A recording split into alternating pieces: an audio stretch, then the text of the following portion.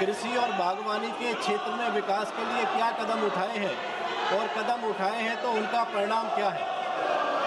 महोदय, कृषि और बागवानी पर वहाँ की अर्थव्यवस्था भी काफ़ी हद तक निर्भर है और वहाँ के कृषि और बागवानी के क्षेत्र में सरकार ने कई कदम उठाई। आप सदन नहीं चलाना चाहते हैं, सदन को नियोजित तरीके से, योजनाबद्ध तरीके से आप बाधित करना चाहते हैं। मैंने प्रयास किया सदन को चलाने का, माननीय सदस्यों का समय होता है, लेकिन आप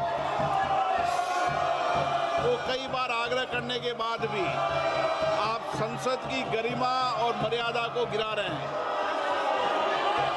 आप दुनिया के सबसे बड़े लोकतंत्र होने के बाद आपका व्यवहार और आपका आचरण संसदीय मर्यादाओं के अनुरूप नहीं है। मैं पुनः आग्रह करना चाहता हूं, सदन अपनी अपनी सीट पर बैठे तो सदन चलेगा। आज जो ये कश्मीर के हालात हैं, उस हालात के पीछे यदि नेहरू गांधी परिवार जिम्मेवार है तो हम जिम्मेवार नेहरू जी को ठहराएंगे या नहीं ठहराएंगे? इसमें प्रियंका गांधी और राहुल गांधी को परेशानी क्या है? ये आप कह रहे हो, मैं आपको दूसरी बात कर रहा हूं। चाइना की बहुत बात, जितने अखिलेश यादव जी बोले चाइना के बारे में बोले, कनिमोझी जी चाइना के बारे में बोली, सुप्रिया जी चाइना के बारे में बोली, जितने अपोजिशन के आदमी हैं सब चाइना के बारे में बोल रहे हैं। सुप्रिया ने बोला, नहीं बोला, मना कर दिया।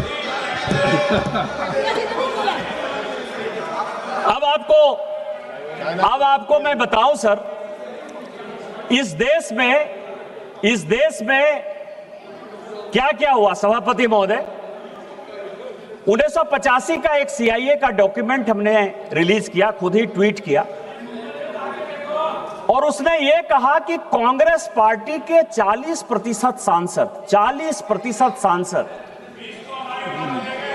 सोवियत रूस के लिए मुखबिरी करते थे, उनसे पैसा लेते थे, उनसे पैसा लेकर चुनाव लड़ते थे। आज तक कांग्रेस के किसी आदमी ने उसके ऊपर डिफेमेशन नहीं किया। 1962 के युद्ध के पहले 1961 में बेलग्रेड सम्मेलन हुआ। मैं आपको बता रहा हूं कि आप लोगों ने कहा कि पड़ोसी देश ने क्या किया।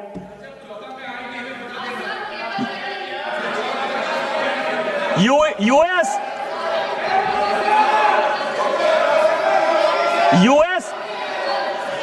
और अमेरिका,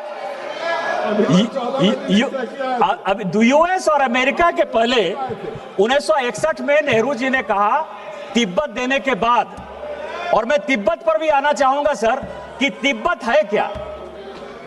तिब्बत 1886 में भारत का, नेपाल का और तिब्बत का एक समझौता हुआ। आपको पता है कि तिब्बत जो है नेपाल को एक हर्जाना दिया करता था प्रत्येक साल 1954 तक। वो कभी भी चाइना का पार्ट नहीं था, नेपाल का हिस्सा हुआ करता था तिब्बत, और इसी नेहरू की गलती के कारण तिब्बत चला गया। आज चाइना हमारे माथे पर खड़ा है। और 1961 में जब नॉन अलाइनमेंट मूवमेंट का, नैम का जब सम्मेलन हुआ बेलग्रेड में, तो मैं आपको बताऊं कि उस वक्त जो कंट्री जो सिग्नेटरी थी हमारी, नेपाल, अल्जीरिया, भूटान, युगोस्लाविया, इन सबों ने जब 62 का युद्ध हुआ सर, सभी के सभी चाइना के साथ चले गए। और उतना छोड़िए, आप पड़ोसी देशों की बात कर रहे हो। 62 में हमारे हारने के बाद नेपाल ने अपना बाउंड्री एग्रीमेंट चाइना के साथ साइन किया, मंगोलिया ने साइन किया, वियतनाम ने साइन किया, कोरिया ने साइन किया। कौन सा देश आपके साथ खड़ा था? कौन सा देश आपके साथ खड़ा था? कौन सा देश खड़ा था आपके साथ?